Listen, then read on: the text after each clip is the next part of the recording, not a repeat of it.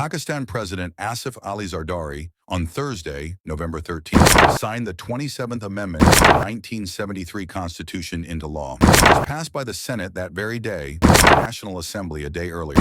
The bill, presented in the Senate by Law Minister Azim Nazir Tarar, created a new federal constitutional court of Pakistan, revamped the process of transferring judges, amended Article 243 of the Constitution of Pakistan relating to the control of the armed forces, and reviewed the fiscal and administrative autonomy of the provinces. The Tehreek-e-Tahaffuz-e-Ain Pakistan rejected the 27th constitutional amendment in its entirety, announcing a nationwide Black Day on November 21st in a series of democratic protests aimed at what it described as the restoration of the Constitution to its original form. The 27th Amendment would also grant five-star officers lifetime immunity while allowing them to retain rank, privileges, and remain in uniform for life. According to the Pakistani Constitution at present, Article 248 stipulates that no criminal proceedings whatsoever shall be instituted or continued against a president or a governor in any court during his term of office. But once out of office, they enjoy no such privileges.